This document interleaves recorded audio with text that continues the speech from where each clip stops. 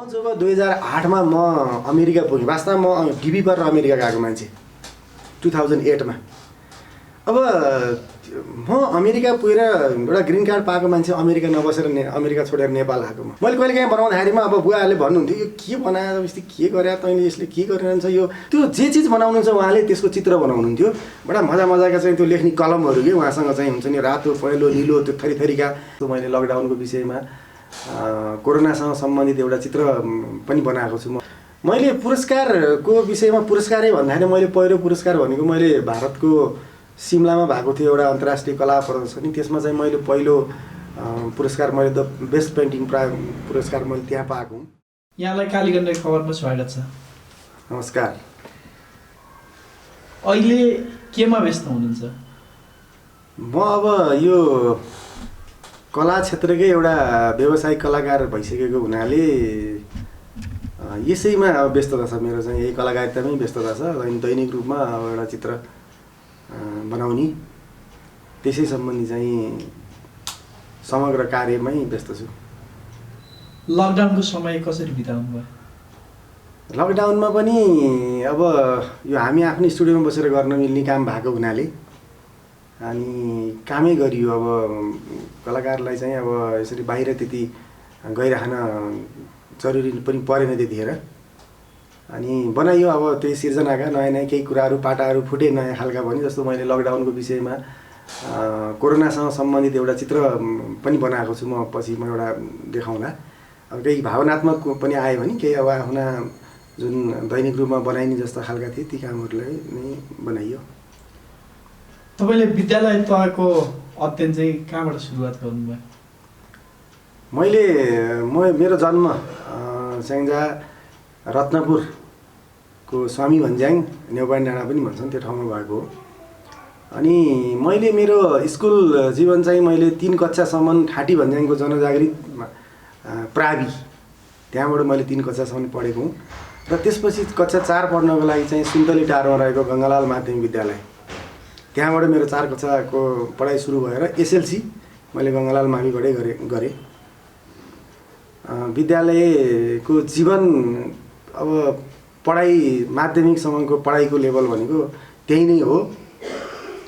अनि विद्यालय तह अध्ययन गर्दाखेरिका त्यस्ता बिर्सिन नसक्ने घटनाहरू? अब बिर्सिन नसक्ने घटनाहरू त अब कस्तो भने अब एउटा बाल्यकालैको समय हो। अब हामी अब स्कुल जाँदाखेरिमा लगभग आधी घन्टाभन्दा नि बढी समय लगाएर सुन्तली टार अब गङ्गालाल मावि पढ्न जानु पर्थ्यो। अब बाटोमा एउटा उकाली ओह्राली होइन विभिन्न अब त्यो एउटा जुन प्राकृतिक जुन परिवेशहरू हुन्थे त्यो एउटा अविस्मरणीय हुन्थ्यो। अब एउटा सायद म कलाकार त्यो एउटा यो आउनको लागि पनि एउटा प्रकृतिसँगको जुन एउटा सामिप्यता असाध्यै महत्त्वपूर्ण हुन्छ। अब त्यहाँ भएका जति बाटोमा पर्ने सानातिना खोलाहरू होइन, त्यहाँको अब माटो नै अलिकति ठाउँ परिवर्तन हुँदैन, माटो पनि रङ परिवर्तन हुन्थ्यो। एउटा अचम्म लाग्थ्यो त्यो होइन, यो कसरी यस्तो रङ माटोमा पनि रङ हुन्छ भन्ने खालका यस्ता खालका कुराहरू। अब त्यो एउटा फाँट हुन्थ्यो जहाँ चाहिँ अब गहुँहरू लहल झुल्थे, धानहरू हुन्थे। अब बाटोमा विभिन्न खालका अब आँपका रुखहरू होइन, अब फलफुलहरूका विभिन्न यस्ता हरेक खालका जुन चिजहरू हुन्थ्यो त्यो एउटा समग्र रूपमा अहिले सम्झिँदाखेरिमा अहिलेका जस्तो अब सहर बजारमा जुन जन्मिसकेर भएका बच्चाहरूमा त्यो कुराको ज्ञानै छैन, उनीहरूलाई त्यो मानसपटलमा त्यो छापै आउँदैन। तर हामी एउटा भाग्यमानी के रहेछौँ भन्दाखेरिमा त्यो चिज सबै अनुभव गरियो, जसले गर्दा अहिले पनि त्यस्ता खालका बिम्बहरू त्यो एउटा दिमागमा आइरहन्छन् र त्यो चिज सम्झिँदाखेरिमा रमाइलो पनि महसुस हुन्छ, एउटा आनन्द पनि हुन्छ, आफैमा भुल्न सकिन्छ। र त्यो एउटा प्रकृतिको एउटा जुन सामिप्यता त्यो चाहिँ एउटा असाध्यै एउटा छाप परेको चाहिँ चिज रहेछ। मैले चाहिँ यो कलाकारको हिसाबले म आफूलाई अनुभव गर्छु। र अरू चाहिँ अब पढ्दाखेरिमाका साथीभाइहरूसँगका एउटा रमाइलोहरू, अब हामी जस्तो त्यहाँ भलिबल खेल्थ्यौँ, अब ढुङ्गाको ठेलो हान्ने भन्ने हुन्थ्यो। अब ती घटनाहरू पनि अहिले कतिपय सम्झिँदाखेरिमा चाहिँ त्यो एउटा इन्ट्रेस्टिङ लाग्छ। अब पढ्दाखेरिमा भएका चाहिँ अब कतिपय अब पढ्दै कहिले चाहिँ कुनै विषय अब होमवर्क गरिएन के गरेन भने सरहरूले चाहिँ अब त्यो कान बटार दिनुहुन्थ्यो होइन, डस्टरले चाहिँ पिट्नुहुन्थ्यो। ती चिजहरू पनि त्यो बेलामा चाहिँ बडा लाग्थ्यो भने अहिले चाहिँ सम्झिँदाखेरिमा ओहो गुरुहरूले चाहिँ हामीलाई त्यो बेलामा यो आफूलाई नै एउटा सक्षम बनाउनको लागि त्यो त्यसरी गर्नुभएको रहेछ, त्यो कस्तो सोचिन्थ्यो त्यो बेलामा भने यस्ता खालका जुन एउटा कुराहरू अहिले आफूलाई सम्झिँदाखेरिमा एउटा मजा पनि लाग्छ, एउटा अचम्म पनि लाग्छ। त्यस्तो खालको हुन्थ्यो। अब त्यस्तो अरू घटनाहरू त्यही हुने एउटा रमाइलो हुन्थ्यो वातावरण जुन हुन्थ्यो त्यो खालको एउटा परिवेश अब अहिलेका चाहिँ बच्चाहरू अहिलेको उसले चाहिँ त्यो एकदमै वास्तवमा मिस भइरहेको छ उनीहरूको चाहिँ यो हामी चाहिँ त्यो त्यस्तो लाग्छ मलाई चाहिँ एउटा।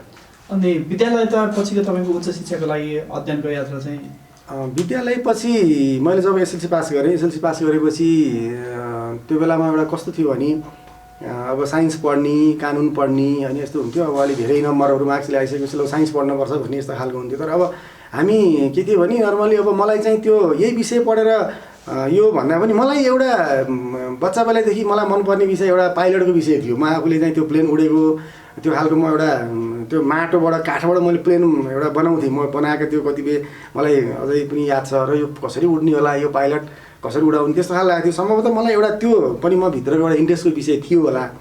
तर एसएलसी पछि के भयो भने हाम्रो एउटा आफ्नो पारिवारिक परिवेश हुँदो रहेछ। अब हामी एउटा बाहुनको छोरो, त्यो बेलामा के हुन्थ्यो पढे लेखेपछि सरकारी जागिर खाने ल हाकिम हुनुपर्छ। हाकिम हामीलाई चाहिँ अब त्यो बेलामा चाहिँ सेक्सन अफिसर उपसचिव यो त्यो लेभल तह केही पनि थाहा थिएन वास्तवमा होइन। अब सुब्बा ठुलो कि सचिव ठुलो भन्दा अब सुब्बै ठुलो, किन गाउँमा सुब्बा थियो भने सुब्बाई ठुलो भनिन्थ्यो होला कि त्यस्तो खालको थियो। तर त्यसले गर्दा के भने त्यो जागिर खानुपर्छ र हाकिम बन्नुपर्छ भन्ने खालको भयो। अनि न्यायाधीश अब अलिकति सुनिने त्यो थियो। त्यो चाहिँ ल कानुन पढ्नुपर्छ भनेपछि अनि म पोखरा पिएन क्याम्पसमा कानुन पढ्नको लागि आएँ त्यहाँ। अब कानुन पढ्न सुरु भयो। तर एउटा के छ भने मैले त्यो कानुन पढ्नुभन्दा अब त्यो विषयभन्दा अगाडि मलाई एउटा अर्को छाप परेको विषय एउटा के रहेछ भने मैले जब गङ्गालाल माविमा कक्षा 4मा पढ्न जुन सुरु भयो मेरो, त्यो बेलामा हामीलाई एउटा अमेरिकन सर हुनुहुन्थ्यो माइक बोलोगाना भन्ने। उहाँ त्यतिखेर चाहिँ कसरी त्यहाँ आउनुभयो, सायद शिक्षा मन्त्रालय अन्तर्गत केही हो होला, यो ग्रामीण भेगका उमा चाहिँ अङ्ग्रेजी पढाउनको लागि पठाइया थिएँ। कसो थियो त्यो मलाई ठ्याक्कै थाहा भएन। र माइक बोलोगाना सरले हामीलाई अङ्ग्रेजी पढाउनुहुन्थ्यो। अनि पढाउँदा उहाँले के भन्थ्यो भने एबिसिडी जुन सुरुवात हुन्थ्यो त्यो बल्ल हामी 4 कक्षाबाट सुरु गरेको त्यो त्यस्तो थियो। अनि त्यो जे चिज बनाउनुहुन्छ उहाँले त्यसको चित्र बनाउनुहुन्थ्यो। बडा मजाका चाहिँ त्यो लेख्ने कलमहरू के उहाँसँग चाहिँ हुन्छ नि, रातो पहेँलो निलो त्यो थरीका कलमहरू होइन। अब उहाँ अमेरिकाको मान्छे, अब सबै त्यो चिज उहाँसँग अभाइलेबल। अनि त्यो बनाएर हेर्दा मलाई कस्तो लाग्यो कसरी यो चित्रहरू बनिरहेछ, यो कस्तो एकदम बडा इन्ट्रेस्टिङ लाग्थ्यो कि। अनि मैले आफूले पनि के गर्थेँ भने त्यो अरू समयमा त्यो कपीमा चाहिँ कोर्ने एउटा के बनाउने गर्ने अनि अक्षरहरूलाई पनि त्यो एउटा कलात्मक बनाएर चाहिँ गर्ने त्यस्तो खालको म क्लासमै गरिरहन्थेँ। मलाई कतिपय साथीहरूले थाहा पनि के बनायो कस्तो राम्रो बनाएको छ, यस्तो के गरेछ भन्ने यस्तो गर्नुहुन्थ्यो। र पछि मलाई हाम्रो नेपाली पढाउने सर कमल ढुङ्गाना सर हुनुहुन्छ, उहाँ हाम्रो मेरो आदरणीय गुरु।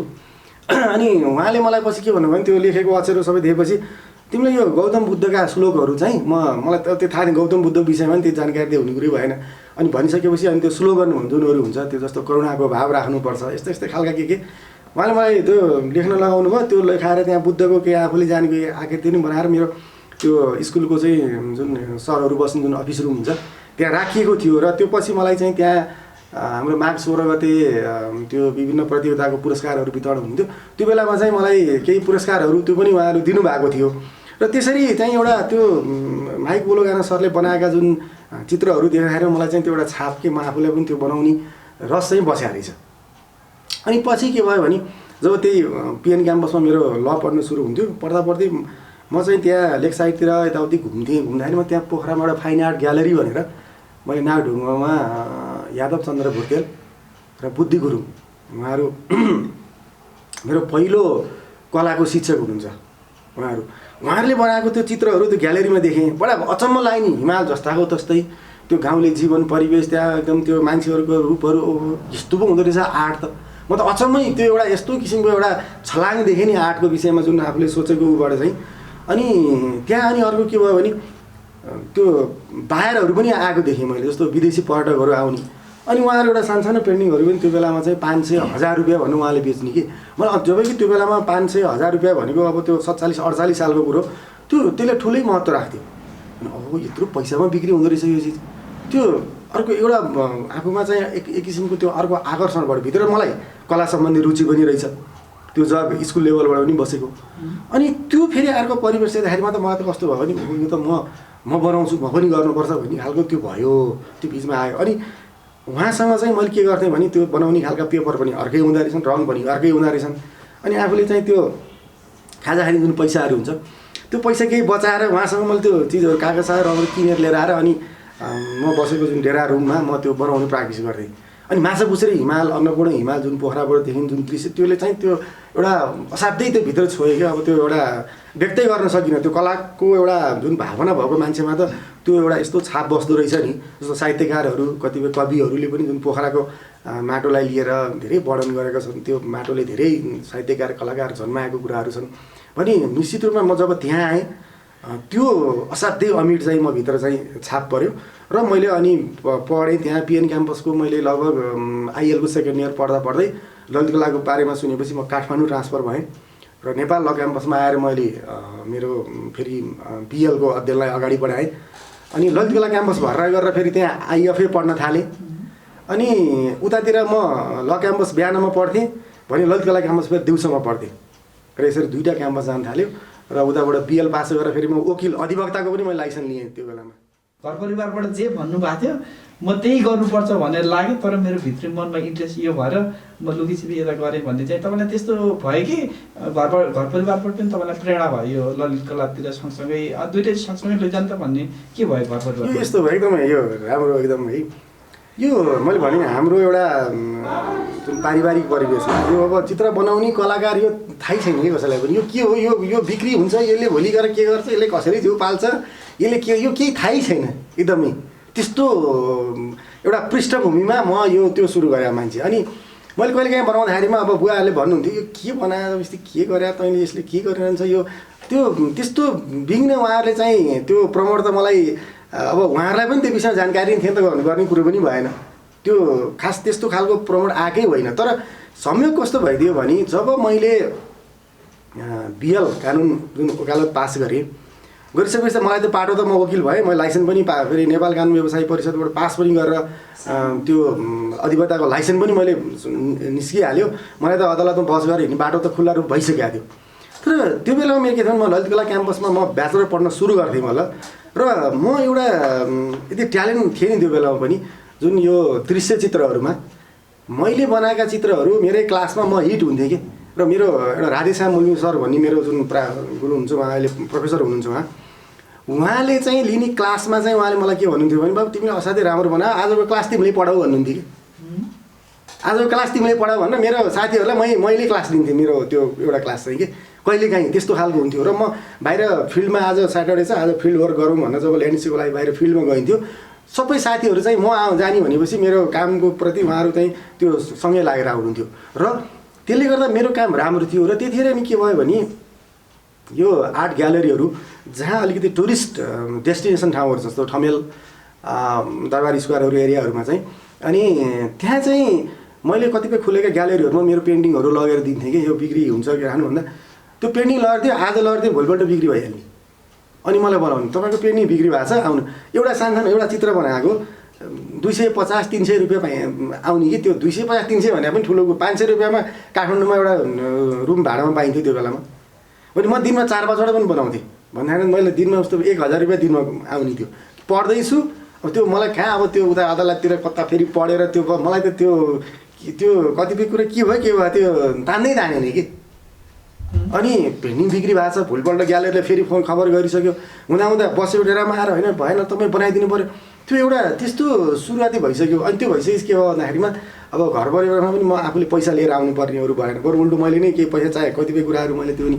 अनि अलिकति अनि यसमा केही गर्छ कि क्या हो, केही हुन्छ कि क्या भने जस्तो त्यो सायद उहाँहरूमा पनि त्यो फिलिङ चाहिँ पछि तपाईँले एलएलबी र यतातिर एलएलबी न हामी बिएल गर्थ्यौँ। त्यो बिएल होइन, बिएल गर्दा गर्दै यता लाग्नुभयो।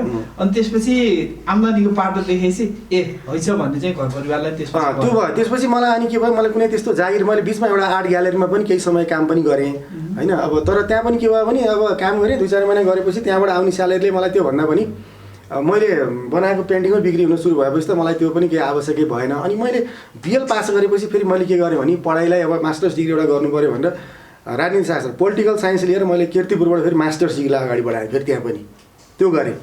अनि त्यो मास्टर्स डिग्री उता सकिँदै मेरो यताबाट फेरि ललित कलाबाट फेरि ब्याचलर इन फाइन आर्ट्स पनि मैले फेरि सकाएँ। फेरि गर्दा मेरो उता बिएल अधिवक्ता, पोलिटिकल साइन्समा मास्टर्स डिग्री, यताबाट फेरि ललित कलाबाट चित्रकलाबाट चाहिँ फेरि ब्याचलर। यस्तो पढाइ भयो। त्यस्तो भयो। तर तपाईँले त्यो जुन पढ्नु भएको थियो त्यो फिल्ड छोडेर जुन सुरुमा तपाईँ ल जोइन भएर लाग्नु भएको थियो त्यो छोडेर तपाईँ फाइन आर्टतिर लाग्यो होइन। अब फाइन आर्ट गर्दाखेरि अब तपाईँ यही कलाको क्षेत्रमा चाहिँ कतिवटा देश घुम्नुभयो त अहिलेसम्म त्यस्तो?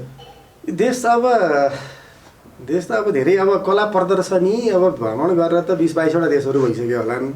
अब जस्तो 2008मा अमेरिकामा गएँ म होइन। अब अमेरिकामा त्यहाँ गएर एउटा डालसको नर्थलेक कलेज त्यहाँ चाहिँ एउटा मैले एउटा डिस्प्ले आर्टको डिस्प्ले सानो एउटा एक्जिबिसन जस्तो पनि एउटा गर्ने मौका पाएको थिएँ। त्यहाँ एउटा प्रोफेसर भायोला रक भन्ने हुनुहुन्थ्यो, उहाँ असाध्यै मेरो पेन्टिङ मन पराउनु भयो।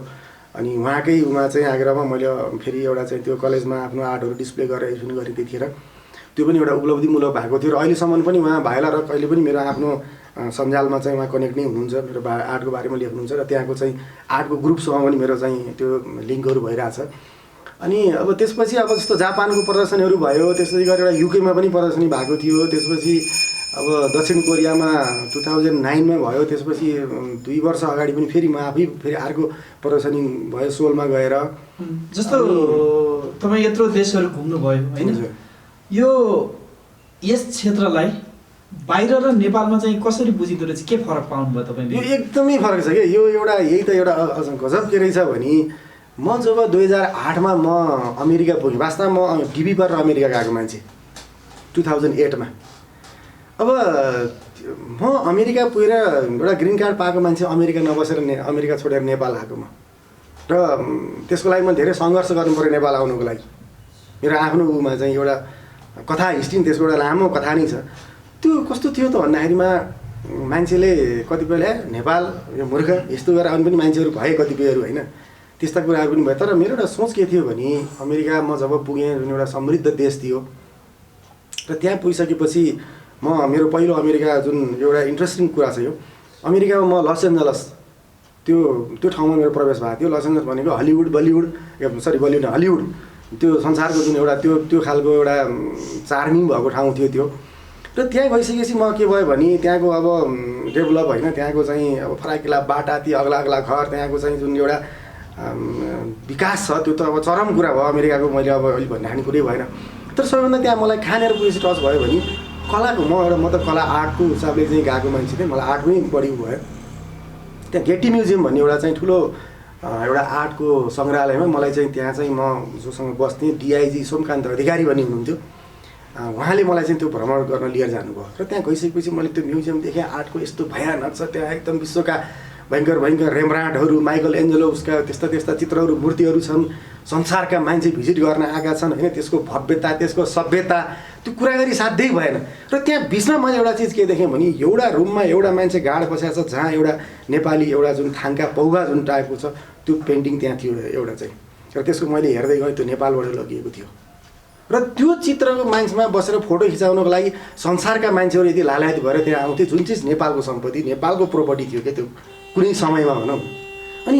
अनि त्यसपछि त्यो हेरेँ। त्यसपछि अर्को दिन अर्का सङ्ग्रहालय, त्यसपछि त्यहाँ के हुँदो रहेछ भने हरेक एउटा उमा चाहिँ आर्ट डिस्ट्रिक्ट भन्न चाहिँ एउटा सहरको एउटा एकदमै फेमस ठाउँमा धेरै आर्टका ग्यालरीहरू, कलाकारहरूको जमघट हुने, आर्ट एक्जिबिसन गर्ने, विभिन्न एक्टिभिटिज गर्ने, त्यो भव्यता, त्यो त्यस्तो रौनक कलाको के त्यहाँ त। नेपालमा चाहिँ कस्तो छ त? जब त्यो देखेँ नि, त्यो देखिसकेपछि मलाई कस्तो फिल भयो भने अनि म यहीँ हराएर त आखिरी म यहीँ हराउँछु, म त नेपालमा गएर पो केही गर्नु पऱ्यो नि त। नेपालमा त्यो अवस्था छ भने केही त गर्नु पऱ्यो नेपालको लागि पनि भन्ने खालको त्यो सोच हुन्थ्यो। त्यसले गर्दा मलाई अमेरिकाप्रति त्यो बस्ने मोह नै पलाएन क्या त्यहाँ। र नेपालमा आएपछि मैले मेरो के थियो भने जस्तो हाम्रो आर्टहरू असाध्यै विदेशीहरूले मन पराएर लाने, नेपाली कलाकारहरूको लाने। अब जस्तो विभिन्न प्रदर्शनीहरू चाइनामा हेऱ्यो भने पनि अहिले हाम्रो नेपाली आर्टहरू गरेर नेपाली कलाकारले धेरै राम्रो गरिरहेको हुन्छन्। तर सरकारी जुन उबाट चाहिँ जुन हुन्थ्यो नि राष्ट्रमा चाहिँ एउटा बन्नुपर्ने कुराहरू छ नि, त्यो चाहिँ असाध्यै कमजोर अवस्था। बरु पहिला हामीले पढ्यौँ जस्तो विभिन्न खालका होइन मल्लकाल अगाडिका किराँतकालहरू कतिपय आए नि, यसमा चाहिँ जस्तो दरबारहरू बने होइन। अब जस्तो त्यो शाहवंशीय कुराहरूमा पनि ती कुराहरू आए, मल्लवंशीय कुराहरूमा पनि आए, राणाकालीनमा पनि विभिन्न खालका दरबारहरू जहाँ कलात्मकताका कुराहरू सबै आए। तर यो अहिले पछिको समयमा के भयो त भन्दा त्यो एकदमै झन् हराउँदै गएको कुरा देखियो के। र त्यही भएर मलाई कस्तो भने त्यो चिजहरू गर्नुपर्छ है। त्यो त संसार, हामी अहिले विदेशमा जाने बित्तिकै संसारका कुनै पनि डेभलप गर्ने जाने बित्तिकै मान्छेहरू पहिला कहाँ भन्दा त्यहाँ घुम्न लाग्ने कला सङ्ग्रहालय भन्छन् कि त्यो त्यस्तो इज्जतको कुरा हो त्यो सङ्ग्रहालय भनेको जुन देशले जुन चिजले त्यो देशको समग्र विकास क्रमदेखि लिएर गएर त्यसको सभ्यता हरेक कुरा त्यसले इङ्गित गरेर आउँछ भने हामी त सोचौँ न अब कहाँसम्म त यसै देखिरहेछ त कला क्षेत्रमा लाग्नुभयो होइन अब कुनै पनि क्षेत्रमा लागेपछि मान सम्मान प्रतिष्ठा अनि त्यसमा प्रतिष्ठा सँगसँगै आर्थिक पाटो पनि जोडिन्छ होइन यस क्षेत्रमा लगाएर आर्थिक पाटोमा के कस्तो उन्नति भयो भने अहिलेसम्म चाहिँ तपाईँले यस क्षेत्रमा लगाएर के पुरस्कारहरू पाउनुभयो? मैले अब यसमा पुरस्कार सम्मान कदर भनौँ यी सबै कुराहरू यसैभित्र छन्। अब मैले पुरस्कारको विषयमा पुरस्कारै भन्दाखेरि मैले पहिलो पुरस्कार भनेको मैले भारतको सिमलामा भएको थियो एउटा अन्तर्राष्ट्रिय कला प्रदर्शनी, त्यसमा चाहिँ मैले पहिलो पुरस्कार मैले द बेस्ट पेन्टिङ पुरस्कार मैले त्यहाँ पाएको हुँ। अनि त्यसपछि अब त्यो राष्ट्रिय पुरस्कारमा त मैले अब ललित कला क्याम्पस पढ्दाखेरिमा अब क्याम्पस स्तरीय विभिन्न हुन्थ्यो, त्यसमा पनि मैले पुरस्कार पाएँ। त्यहाँ पनि बेस्ट पेन्टिङ पुरस्कार अथवा फर्स्ट त्यस्तो पुरस्कारहरू छन्। त्यसै अरू पनि विभिन्न अरूबाट आयोजना हुने कम्पिटिसनहरू जस्तो हुन्थ्यो, त्यसमा पनि मैले केही पुरस्कारहरू पाएँ। त्यस्तै एउटा चाहिँ जापानको फुकुओकाबाट भएको थियो एउटा, त्यसमा पनि मैले एउटा पुरस्कार बेस्ट पेन्टिङ अवार्ड त्यो प्रकरण मसँग यस्तो थियो। त्यो कुराहरू पनि त्यो बेलामा पनि एउटा थियो। अब त्यस्तै मैले 1993मा सबैभन्दा पहिलो विदेशको पार्टिसिपेसन मेरो जस्तो त्यो उता माथि यो पछि उमा गरौँला, यो चाहिँ टर्कीमा भएको थियो एउटा चाहिँ कम्पिटिसन। त्यसमा मैले यो इन्टरनेसनल उमा चाहिँ यसरी सहभागिता पाउनै धेरै ठुलो कुरा थियो। यो 1993मा नै मैले चाहिँ टर्कीको चाहिँ त्यो एउटा उमा चाहिँ सहभागिता पाएको थिएँ। त्यो पनि एउटा मेरो लागि, मेरो मात्रै नभएर राष्ट्रको लागि नै वास्तवमा ठुलो एउटा ऊ थियो, त्यो बेलाको एउटा सम्मान हो। त्यसपछि अब नेपाल सरकारले पनि मलाई यो राष्ट्रिय प्रतिभा पुरस्कार अन्तर्गत गण्डकी प्रदेशबाट चाहिँ चयन गरेर चाहिँ त्यो पुरस्कार पनि मैले पाएँ संस्कृति मन्त्रालयबाट। अनि अब सम्मानहरू त अब छन्, अब धेरै छन्। अब दक्षिण कोरिया विदेशका त अब यस्ताहरू त अब छन्। अब यो कतिपय मैले राखेको छु, कतिपयहरू छन्। अब यी छन्। आर्थिक पाटो चाहिँ अब आर्थिक पाटोमा के छ भने अब हुन त कुनै पनि पेसा व्यवसाय भनेको त्यो पेसा व्यवसाय एउटा स्थिर रहनको लागि अथवा त्यो व्यवसायको मर्यादा रहनको लागि हरेक चिजमा चाहिँ आर्थिक भूमिका रहन्छ। र कला हामी हुन त कलाको आर्थिक हाम्रो यहाँ के छ त भन्ने कुरा हेऱ्यो भने अन्तर्राष्ट्रिय स्तरमा त हामी त साह्रै एकदमै न्यून असाध्यै केही पनि छैनौँ भने पनि हुन्छ। किनकि आज संसारमा अमेरिकामा आजभन्दा 2-3 वर्ष अगाडि होला एउटा कला जुन लिलाम बिक्री भयो, त्यो लियोनार्दो दा भिन्चीले बनाएको थियो साल्भाडोर मुन्नी भन्ने। त्यो चित्र लगभग नेपाली 46 अर्ब त्यसको मूल्य हुन्छ। 46 अर्बमा चाहिँ त्यो लिलाम बिक्री भएको छ भने कलाको मूल्य त कहाँ छ संसारमा। हाम्रा छिमेकी राष्ट्र भारत र चीनकै कुरा मात्रै गऱ्यौँ भने अरबौँको हुन्छ। जस्तो भारतमा अब भारतको चाहिँ अब कलाकार यो के यो हाम्रै नेपाली मूलको एकजना कलाकार हुनुहुन्छ लक्ष्मण श्रेष्ठ भनी, उहाँकै चित्र भारतमा करोडौँमा बिक्री हुन्छ। त्यस्तै अब एमएफ हुसेन उहाँ एक्सपायर पनि भइसक्नु भयो, उहाँको धेरै त्यहाँ कतिपय कलामा अब धेरै किसिमको हङ्गामा पनि निस्के, अब त्यो पपुलर पनि भयो। उहाँका चित्रहरू अहिले अरबौँ छन् त्यसका उहरू पनि। अब यो त कलाको त यति ठुलो अथाह छ नि, तर नेपालमा हामी असाध्यै न्यून मूल्यमा चित्र बेच्नु परिरहेछ। हाम्रो त्यो मार्केट अवस्था त्यो छ।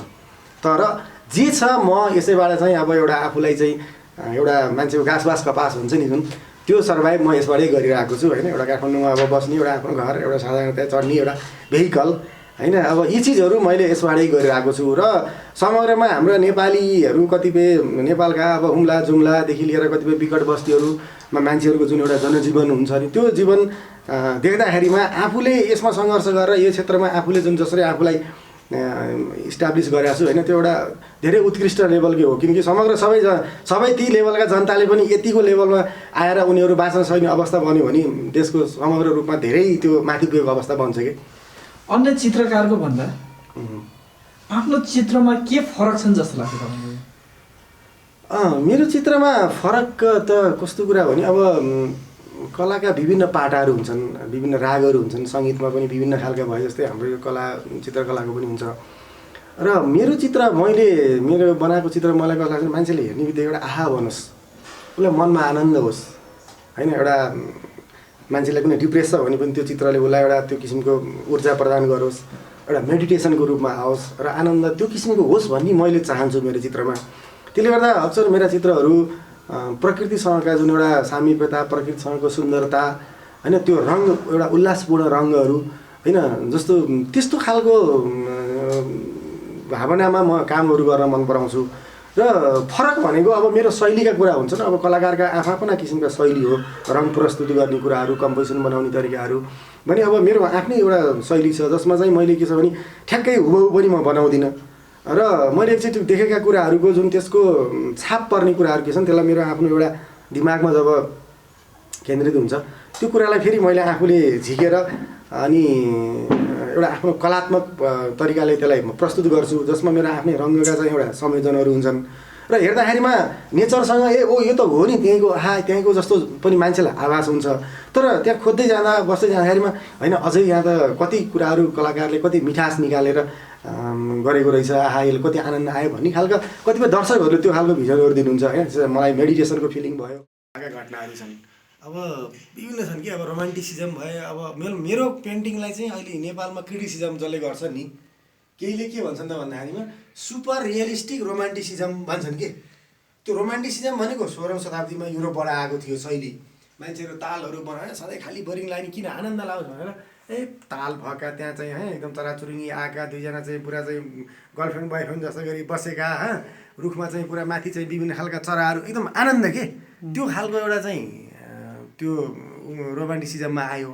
र मेरो पेन्टिङमा पनि एउटा प्रभाव के त भन्दा रोमान्टिसिजमको प्रभाव, तर के त भन्दाखेरिमा अझ त्यसलाई रियलिस्टिक पारामा ल एउटा सुपर रियलिस्टिक मिक्स गरेर सुपर रियलिस्टिक रोमान्टिसिजम भनेर चाहिँ यहाँ केही हाम्रो नरेन्द्र पौडेलहरू क्रिटिस गर्नेहरूले चाहिँ लेख्नु भएको छ। त्यो अब यो कलाकारले बुझिदिन्छ, अब यो फेरि समग्र साधारण मान्छेले बुझ्दैन कि त्यो कुराहरू के भने होला भन्नुहुन्छ। तपाईँले भन्नु भने अब त्यो त्यहाँ डक्टरको चाहिँ त्यत्रो, अब यहाँ नर्मल्ली बुझ्ने भनेको त्यो ठ्याक्कै बनायो भने ठ्याक्कै भन्ने हो क्या। ठ्याक्कै ठ्याक्कै होइन ऊ त्यो अब मुहार चित्र पनि त्यहाँ छ नि, त्यो पनि देखाइदिनुहुन्छ एउटा ऊ त्यहाँ छ नि, ऊ त्यो एउटा लेडिजको चाहिँ त्यो तपाईँको त्यस्तो खालको यो त ठ्याक्कै बनायो भन्ने यस्तो खालको कासकोट होइन तलको यो चाहिँ त मैले एउटा आफै परिकल्पना गरेर बनाएको। यो चाहिँ ठ्याक्कै एक्ज्याक्टली भन्ने त छैन। यो सिन्धुपाल्चोकतिर जाँदाखेरिमा देखिएको एउटा दृश्य हो। यो ठ्याक्कै छैन तर केही मेरो, तर त्यतातिरको एउटा आउँछ।